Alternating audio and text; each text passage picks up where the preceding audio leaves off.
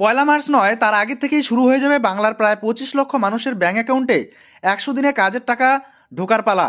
আগামী 26 মার্চ জঙ্গলমহল সফরে যাচ্ছেন মুখ্যমন্ত্রী মমতা বন্দ্যোপাধ্যায়। ওই দিন তিনি ঝাড়গ্রামে সরকারি পরিষেবা প্রদানের অনুষ্ঠানে যোগ দেবেন। সেই মঞ্চ থেকেই তিনি 100 দিনে কাজের টাকা দেওয়ার প্রক্রিয়ার আনুষ্ঠানিক সূচনা করবেন। বাংলার প্রায় 25 লক্ষ মানুষ কেন্দ্র সরকারের 100 দিনের কাজের প্রকল্পে কাজ করেও তাদের প্রাপ্য মজুরি পাননি। কেন্দ্র সরকার গত 2 বছর ধরে তাদের সেই মজুরি আটকে রেখেছে। বকেয়া মজুরি পরিমাণ 3,732 কোটি টাকা। দীর্ঘদিন ধরে অপেক্ষা করার পরে এবার রাজ্য সরকারই সেই টাকা দিয়ে দিতে উদ্যোগী হয়েছে। তার জন্য রাজ্য বাজেটে 3,700 কোটি টাকা বরাদ্দও করা হয়েছে। সেই টাকা প্রদানের কাজ শুরু হওয়ার কথা ছিল পয়লা মার্চ থেকে। আর বীরভূম জেলার সিউড়িতে মুখ্যমন্ত্রী যে সভা করেন, সেখান থেকেই তিনি জানিয়ে দেন আগামী 26 ফেব্রুয়ারি থেকেই টাকা পাঠানো কাজ শুরু হবে।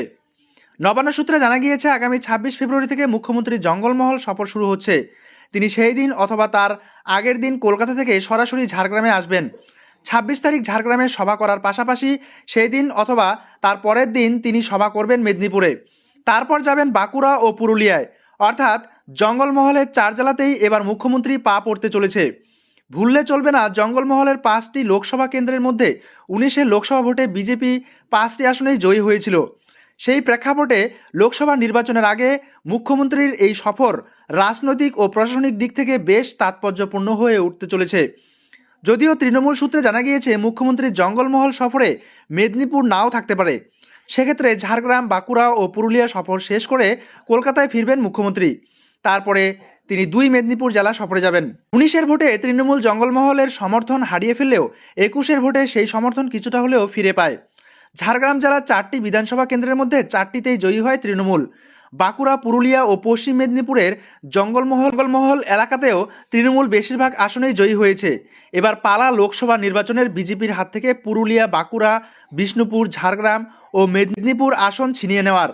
সেই জয়ের বিষয়ে জোড়াফুল শিবির রীতিমতো আত্মবিশ্বাসী।